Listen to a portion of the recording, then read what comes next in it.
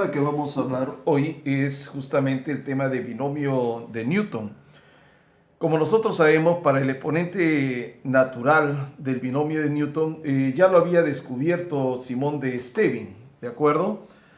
Entonces, ¿cuál es la contribución de Newton? ¿Por qué ha venido a denominarse binomio de Newton? Bueno, se denomina binomio de Newton, amigo, porque él ya lo extendió a un exponente que ya no era un número natural. Y se llega a generar una sumatoria infinita de términos, una serie, porque es una relación formal que se va estableciendo a partir de esa expresión. Y él determinó pues el límite y algunas otras propiedades importantes.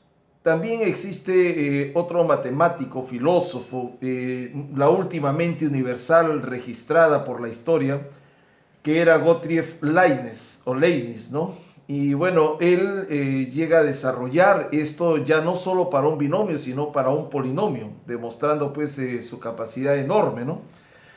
Pero nosotros, como peruanos, debemos sentirnos también muy orgullosos de que también existiera en nuestro país, pues, don Federico Villarreal, ¿no?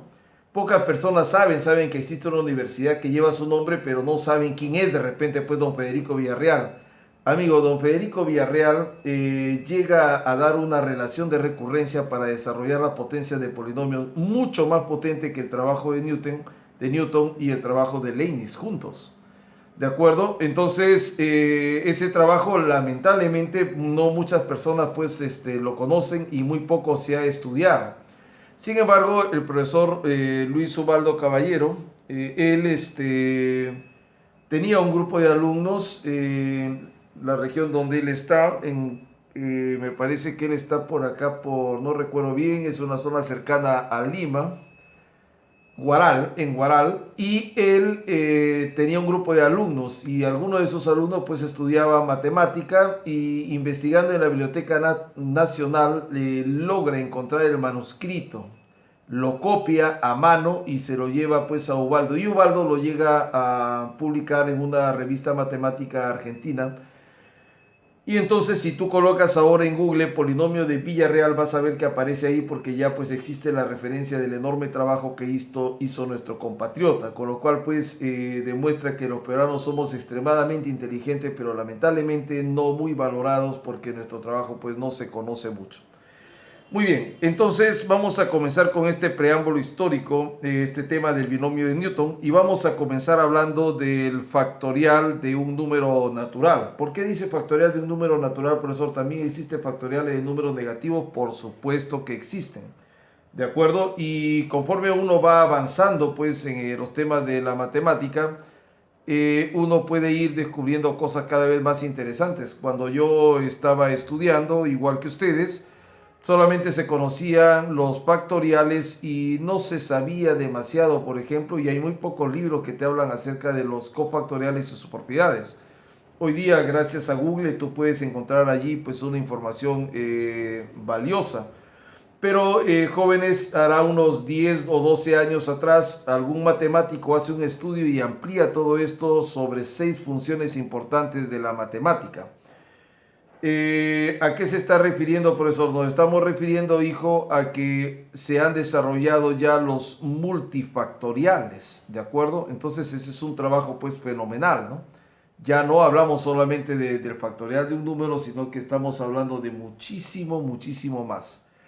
Muy bien, vamos a comenzar hablando acerca de lo que es el factorial del número natural n. Entonces, cualquier n, ya sabes que los naturales, de acuerdo a nosotros, empiezan siendo el 0, el 1, el 2, el 3, etc. Entonces, ¿cómo defino yo el factorial de n? El factorial de n va a valer 1 cuando el n es 0. Quiere decir que el factorial de 0, por definición, va a ser 1.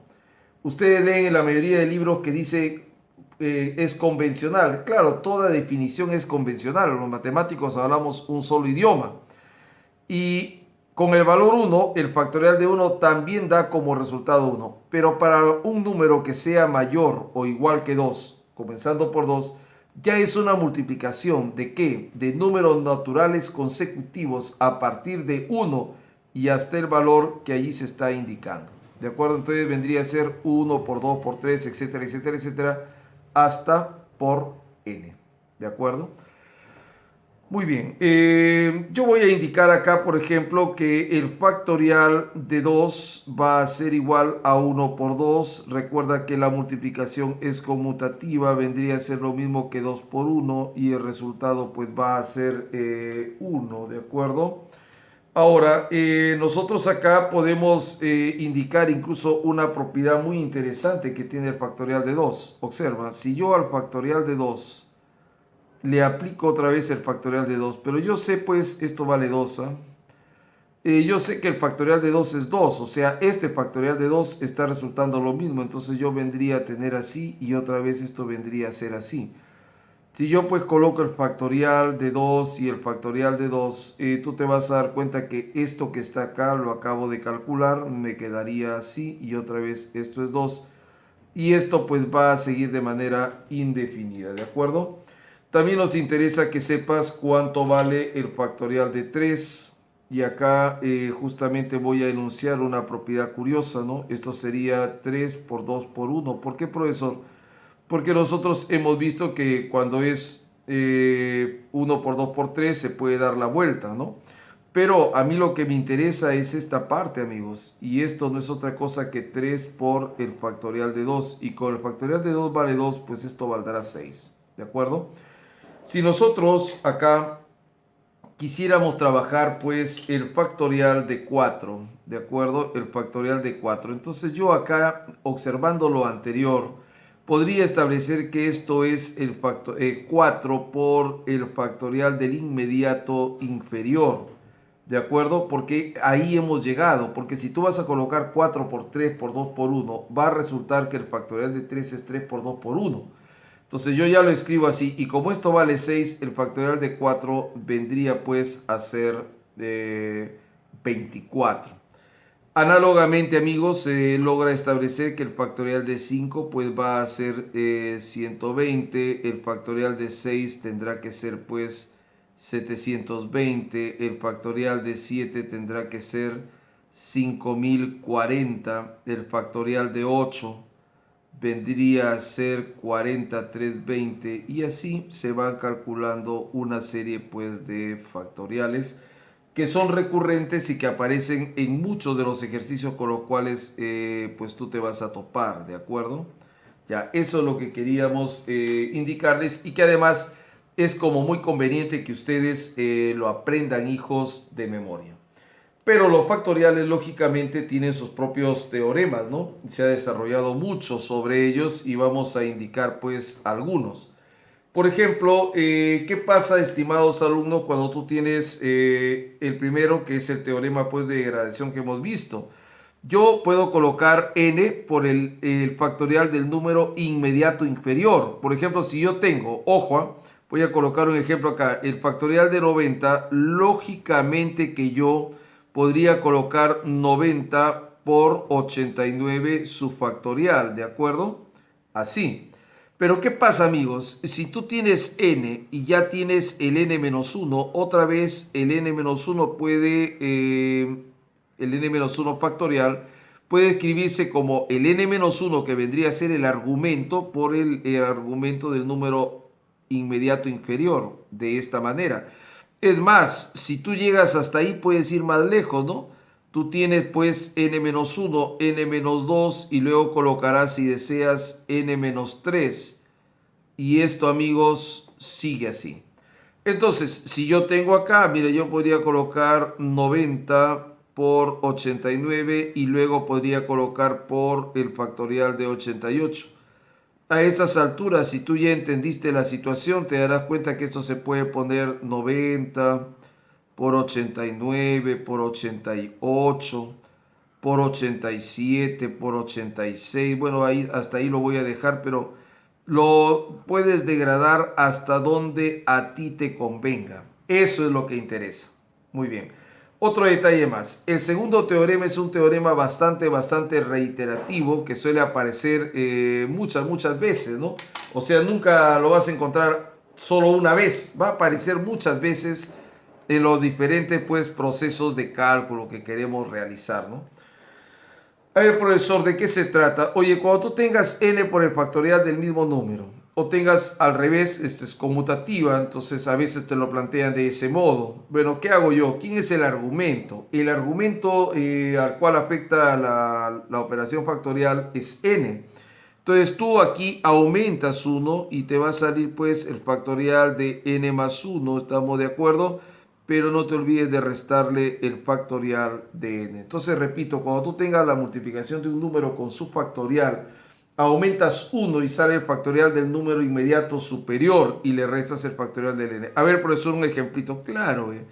Vamos a colocar acá 23 por el factorial de 23. Pues nada de qué preocuparse. Si le aumentas 1 vendría a ser el factorial de 24. Ojo, al que le vas a restar el factorial de 23. Si tú tienes, por ejemplo, factorial de 75 por 75, que sería el otro modo como se suele colocar, pues sale el factorial de 76 menos el factorial del número que está indicado.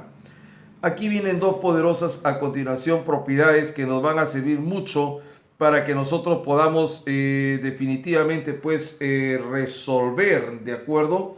Dos potentes propiedades que además se parecen mucho, porque la primera no es otra cosa que la suma de los factoriales de dos números consecutivos, ¿de acuerdo? O sea, los argumentos son números consecutivos a los cuales se ha aplicado la operación factorial, y acá vendría a ser la suma de 3. ¿Qué cosa se hace, profesor? Oye, algo muy sencillo, ¿ve? De estos dos tú dices cuál es el más pequeño, cuál es el menor. Bueno, el menor vendría a ser ese. Y luego a ese argumento del número menor al que se le está aplicando la operación factorial le aumento 2. Y ahí queda, ¿ve? A ver, profesor, un ejemplo, por favor, para darme cuenta. Claro, mi querido joven, ve, observa, ve. Suponte que tú tengas el factorial de 12 y estás sumando el factorial de 13. Está bien, yo he dicho que debe salir el factorial del menor, que vendría a ser este, y luego a este le aumento 2. ¿Y cuánto me queda? 14, ¿de acuerdo? Entonces no es algo pues tan complicado de hacer. Profesor, ¿y qué pasa cuando son 3 consecutivos a lo que se está aplicando el factorial? Pues sigue saliendo el más pequeño, ¿de acuerdo? Y luego le aumentas 2, o sea que se parece al de arriba, pero en este caso esto termina elevado al cuadrado. Bueno, no es tan complicado. Profesor, ¿y si son 4 saldrá? No, ya no sale. Si son 4 o 5 más, sale para estos dos, de una manera curiosa y además sumamente parecidos. Si tú, por ejemplo, tuvieras el factorial, por decir, no vamos a indicarlo acá, observa por favor, vamos a colocar algo sencillo, pero el factorial de 7 más el factorial de 8 y más el factorial de 9, ¿qué saldrá, profesor? Pues que te sale el factorial de 7, porque ese es el menor. Auméntale 2, vendría a ser 9 y luego eso al cuadrado. ¿Te das cuenta? Así es como sale el resultado. Entonces, aquí yo les recomiendo, como ustedes tienen el vídeo, revíselo las veces que usted necesite hasta estar seguro de lo que estamos haciendo en relación a esta parte. Muy bien, vamos a hablar ahora de otro de los puntos importantísimos para poder trabajar con el binomio pues de Newton, ¿de acuerdo? Y aquí estamos hablando acerca de los números combinatorios. Es muy curioso, amigo, porque cuando nosotros nos dicen número es la idea de cantidad, pero tú ¿cómo podías tener la idea de algo así? ¿No es verdad? Entonces esta es una expresión más bien combinatoria. Pero esa expresión combinatoria lógicamente indica un número, sino que un número que tiene cierto tipo de propiedades especiales. Quiere decir que este concepto de número combinatorio ya no es un concepto primitivo, no es una idea que esté en tu mente. Lógicamente que en tu mente puede haber cualquier número y alguno de esos números tendrán esas propiedades, ¿de acuerdo? Bien, visto desde esa perspectiva, si yo pienso en algún número y ese número tiene las propiedades de responder a una relación formal de este tipo, ese número, sabiéndolo o no, igual se denominará pues número combinatorio, ¿de acuerdo? Entonces mira, veis, el número combinatorio lo tengo de esta manera, m en n. ¿Y a qué será igual eso? Bueno, este de acá se puede expresar mediante operaciones con factoriales. A este se le denomina pues, amigo, índice superior, y a este se le denomina índice inferior. Siendo que estos van a ser números naturales, quiero establecer además que el m tendrá que ser mayor o igual que n. No voy a discutir porque es una clase nada más los casos límite en el que tú, por ejemplo, podrías tener combinatorio de 0 en 0. ¿Es posible, profesor? Por supuesto que es posible. Una vez establezcamos la relación formal, si tú colocas esos valores, tú vas a obtener allí algo, ¿de acuerdo? Entonces, aquí sale en el numerador el factorial del índice superior y luego estos se van a restar, entonces m menos n por el factorial de n, ¿de acuerdo? Bueno, por el factorial y todo esto por el factorial del índice inferior. Entonces, el factorial del índice superior, resto estos dos y luego de eso por el factorial del índice inferior. Profesor, ¿y para qué me sirve esta relación formal? Me sirve para hacer las demostraciones justamente de los diferentes teoremas, de acuerdo, que vamos a enunciar. No lo vamos a demostrar por la brevedad del tiempo, pero pues a través de eso se hacen las demostraciones correspondientes. Pero hay otra manera de escribir esto que es muy importante y en esta forma, estimados alumnos, cobra vital importancia el índice inferior. Recuerda que el índice inferior va a ser natural, incluso para expresiones binómicas de este tipo, en el cual el exponente ya no sea un número natural, el índice inferior sí lo va a hacer, ¿de acuerdo?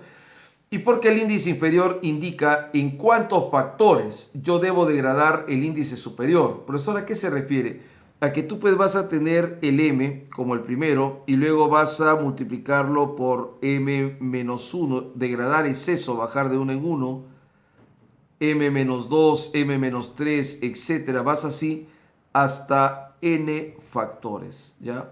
N factores. Hasta n factores, ¿de acuerdo? Entonces tú comienzas m por m menos 1, va bajando según lo que te indique el índice inferior. Y acá se coloca el factorial de n. Por eso es que es tan importante conocer los factoriales de esos números que hemos visto en el apartado anterior. A ver, profesor, un ejemplo para darme cuenta. Perfecto, mi querido alumno. Mira, a ver, yo te voy a colocar el siguiente ejemplo. Ponte que yo acá tengo 20 de 3. ¿Qué significa esto, profesor? Oye, significa que el de arriba se va a degradar 3 factores. Significa entonces que va a ser lo mismo que 20 por 19 y por 18. ¿De acuerdo? 20 por 19 y por 18. 20 por 19 y por 18. Y todo esto estará sobre el factorial de 3. Pero si tú recuerdas el factorial de 3, ¿cuánto es? Es 6. ¿De acuerdo? Entonces tú acá de manera inmediata, simple y llanamente vas a hacer lo siguiente. Y tú dices, oiga, momento, la sexta es 1 y la sexta es 3. ¿De acuerdo? La sexta es 1 y la sexta es 3. A ver, y 3 por 2 serían 6. ¿De acuerdo? Y 6 por 9 son 54, ¿de acuerdo? Van 5. Y 6 por 1 son 6 y 5 es 11. Entonces yo tendría algo así, ¿ya? Otra vez, mira, ve, 3 por 2, 6, 6 por 9, 54 van 5, 6 por 1, 6 más 5, 11, 1140. Precisamente 1140 es un número combinatorio. Por supuesto que tú te lo puedes haber topado muchas veces y no saber que tenía estas características o que tenía pues este tipo de propiedad, ¿de acuerdo? Muy bien, ¿y qué pasaría, profesor, si yo, por ejemplo, trato de calcular C90 de 86? ¿No es cierto? También debo descomponerlo en 86 factores. Claro, si no sabes otra cosa, no te queda otro camino. Pero los matemáticos ya se la habían ingeniado, hijo, para hacer algo espectacular que lo vamos a comentar en unos momentos. ¿Y qué hacen ellos? Ellos restan estos dos, ¿ya? Para poder hacer el índice inferior más pequeño. Entonces, cuando tú lo restas, acá te queda 4. Ahora sí, tampoco hay otra simplificación más pequeña que la que acabamos de hacer, ¿eh? La que acabamos de hacer. Esto sería 90 por 89, luego sería por 88 y luego será por 87. ¿Te diste cuenta? Entonces ahí aparecen pues los 4 factores en los cuales nosotros hemos degradado la expresión y lógicamente en el denominador, ¿qué cosa va a haber? El factorial de 4. Bueno, yo sé que el factorial de 4 es 1 por 2 por 3 por 4. Si yo lo efectúo me queda 24, pero es mejor saberlo de memoria. Lógicamente que acá ustedes van a hacer las simplificaciones correspondientes y obtendrán el resultado. En este momento no nos interesa mucho obtener el resultado, pero en los problemas sí, sino que lo que nos interesa es saber cómo se está produciendo esto. Bien, veamos algunos de los teoremas fundamentales que tiene en los números combinatorios. Combinatorio de cualquier número en 0 va a valer 1. Solamente es cuestión de reemplazar para que te des cuenta de eso. Combinatorio de n en 1. Mira, cuando acá abajo es 1, te queda n. Eso sí lo podemos entender a través de esto de manera automática e inmediata. Y combinatorio de n, recuerda que acá estará n degradado hasta 1 y acá estará factorial de n, que es lo mismo, te va a quedar pues 1. Entonces no es muy complicado entender esto. Esto de acá, hijo, es el teorema que se denomina complemento o complementariedad. Vamos a colocarlo así mejor, complementariedad. Es justamente lo que te acabo de mostrar aquí. Complementariedad, porque no me refiero al hecho, sino a la propiedad complementariedad, ¿de acuerdo? Y mira, hijo, cuando tú tienes n en k, tú lo puedes restar. ¿Cuál es el objetivo? Ya te dije cuál es el objetivo. El objetivo es conseguir que el índice inferior sea el más pequeño. Cuando yo tengo combinatorio n en 1, entonces yo aplico este teorema que significa voy a restarlos. Oye, resto n con 1 te queda n menos 1. Pero ya tú sabías que esto siempre te iba a dar como resultado, ¿cuánto? Te iba a dar como resultado n. Este otro que tú estás viendo acá se conoce con el nombre de teorema de la adición. ¿Qué es lo que tiene de especial, amigos, esto? Lo que tiene de especial es que estos dos, ¿sí? Estos dos. ¿Qué son entre sí esos dos, amigos? Esos dos pues son iguales, ¿de acuerdo? Así que cuando tú vas a realizar esta adición iguales, tiene que verificar que los índices inferiores sean iguales. Tú puedes, atención, modificar mediante la complementariedad el índice inferior, pero tú no vas a poder modificar el índice superior. ¿Estamos de acuerdo? Eso es algo que tú debes tener muy claro. Entonces deben ser iguales, pero ¿y qué más, profesor? Oye, estos que están aquí abajo, ¿qué cosas son? Estos son consecutivos. Recuerda que yo te he dicho además hace un momento que el índice inferior siempre va a ser natural, ¿no es cierto? Incluso cuando el de arriba no lo sea, el índice superior no lo sea. Estos van a ser entonces consecutivos. Ahora, estos que van a ser, pues amigos, consecutivos, esto de acá se hace lo siguiente, atención, ¿ah? Al de arriba le aumentas 1, así de simple, le aumentas 1. Y de los de abajo agarras el mayor, ¿ya? El ejemplo que te voy a mostrar aquí a continuación, estimado alumno, es un ejemplo típico, clásico, se puede extender mucho, mucho, mucho más, pero yo solamente te voy a colocar, por ejemplo, acá voy a colocar 23 de 5, luego acá te voy a colocar 2, 23 de 6, y acá te voy a colocar 23 de 7, ¿no? Y esto de acá, para el que conoce la propiedad, lo va a poder hacer de un solo golpe. Ahora, ¿qué se hace, profesor? Primero, no quiero engañarte bajo ninguna circunstancia. Quiero que te percates que los coeficientes afectando a esto de acá son coeficientes que están en el triángulo de Pascal que ya hemos mencionado más de una vez. Corresponden justamente al x más y al cuadrado. Pero profesor, ¿yo cómo lo voy a manejar? Mira, tú lo vas a manejar de esta manera. Ve, colocas el 23 de 5 y acá colocas el 23 de 6 y vuelves a colocar el 23 de 6 y luego acá será el 23 de 7. Y si tú sumas estos dos, mira, arriba iguales, abajo consecutivos, arriba iguales, abajo consecutivos, quedamos que entonces cuando tú comiences a operar estos dos que están acá cuando los operes y luego pasará parecido cuando los operes acá de una vez, tú te vas a dar cuenta, estimado amigo, que arriba debe aumentar en 1, entonces sería 24 y de los de abajo cojo el más grande que es el 6. Luego, en este otro caso, también los de arriba son iguales, los de abajo son consecutivos, entonces te va a quedar 24 y acá simplemente te va a quedar 7. Pero si tú te percatas, quiero que te des cuenta que otra vez son iguales arriba y acá consecutivos. Entonces el de arriba aumenta a 25 y de estos agarro 7. A ver si recuerdas lo que te he dicho. ¿A qué binomio corresponde esto? Esto corresponde al binomio x más y al cuadrado. Entonces yo al de arriba le aumento 2 por el exponente, así que me quedaba 25. Y de los de abajo cojo solamente el mayor. Entonces, este tipo de ejercicio tiene una estructura muy clara. Primero, analizar los coeficientes. Segundo, analizar que los índices superiores todos son iguales. Tercero, que estos de acá van a ser consecutivos, 5, 6, 7. Profesor, y si hubieran cuatro términos, si hubiesen cuatro términos, ojo, por favor, a lo que voy a decir, correspondería al 1, 3, 3 y 1 los coeficientes. Entonces yo podría tener cualquier cosa, por ejemplo, combinatorio de 37 en 9 más 3 veces combinatorio de 37 en, si era 9, toca en 10, más 3 veces combinatorio de 37 en 11 y combinatorio de 37 en 12. Va a corresponder a esa forma. El otro que debes considerar es el 1, 4, 6, 4, 1 y en general cualquiera que se deduzca del triángulo de Pascal, si tiene esos coeficientes, lo único que hace es verificar que todos los índices superiores sean iguales y que los índices inferiores sean consecutivos a partir de un número determinado.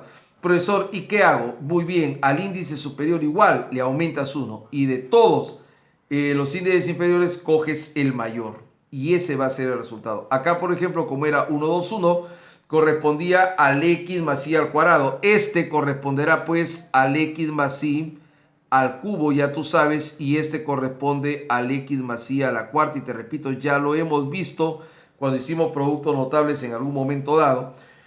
Y es curioso cómo todo está concatenado, cómo está relacionado todo, ¿de acuerdo? Incluso hay una manera de escribir el binomio de Newton con los coeficientes pues, del triángulo de Pascal. Nosotros no vamos a perder el tiempo porque lo que necesitamos es aprender, ¿de acuerdo? Muy bien, vamos a ir a ver los últimos teoremas que hay acá referidos a este tema de coeficientes binómicos. Mira, estos tres que han quedado acá tienen un nombre además, se les conoce con el nombre de teoremas de degradación. Lo voy a colocar por acá arriba. Estos son teoremas de degradación y no son difíciles de aprender y de demostrar, también son muy fáciles. Teorema de degradación. A ver, profesor, ¿de qué se trata esto? Algo muy sencillo, mi querido joven. Fíjese bien. Todos parten de la misma idea. ¿Estamos de acuerdo? Yo degrado o simultáneamente los dos, o el de arriba o el de abajo. Mira bien ese orden, ¿eh? Arriba, abajo. Hay una cierta secuenciación ahí. Entonces acá, mira, ve, todos son iguales. Si yo le degrado a los dos, es como si esto lo considero una fracción y la saco. Y entonces me queda así. ¿Qué quiere decir, profesor? Quiere decir que si yo deseo, podría continuar. ¿A qué se refiere, profesor? A algo muy sencillo, amigo. Mira, ve, yo podría colocar acá n por n menos 1, ¿sí? Sobre k por k menos 1. O sea, he vuelto a jalarlos, pero acá, lógicamente, esto baja de esta manera. Puedo continuar, ve, n por n menos 1 y por n menos 2, ¿de acuerdo? Y lógicamente todo esto sobre, podríamos colocar acá k por k menos 1 por k menos, es decir, tú degradas hasta donde te convenga. Combinatorio, acá ya baja, pues 1 menos y acá también, ¿de acuerdo? Y esto podrá proseguir, como repito, hasta donde te convenga a ti. Estos otros teoremas son más interesantes. Si degradas solo el de arriba, pues lógicamente va a quedar el de arriba. Si degradas el de abajo, pues lógicamente va a quedar el de abajo. Ahora, pero aquí hay una ventaja terrible. Fíjese bien a lo que voy a decir, porque eso es lo que quiero que tú aprendas de memoria. Uno trata siempre de aprender las cosas y no olvidarlas de algún modo determinado. Cuando degrades arriba, agarras así, ¿ve? Acá restas. Y por eso es que acá te queda n menos k. ¿De acuerdo? Pero cuando degrades abajo, lo que te va a quedar arriba es la diferencia, no aquí, sino acá. Si tú restas estos dos, te da justo el que está arriba. Y abajo, lógicamente, que como no lo has tocado, o lo estás degradando al de abajo es el que está degradando, ese se mantiene tal cual. El que se degrada, por ejemplo, acá arriba, el n, ese se mantiene como tal, ¿de acuerdo? Eso es importante de destacar acá. Este se mantiene como tal, pero en cambio acá las cosas han cambiado. El que se degrada se mantiene. Por eso que cuando tú degradaste acá también se mantuvieron ambos. ¿De acuerdo? Aquí sí bajaba cada uno. Cuando degradas arriba, estos se restan y te quedaría así la fracción. Esto no es difícil de escribir. Cuando degradas abajo, aquí es donde se resta. Y ya está. Bueno, cuando aparezcan los ejercicios en los cuales nosotros vamos a tener que trabajar esto, necesariamente pues nosotros vamos a hacer uso de estos teoremas.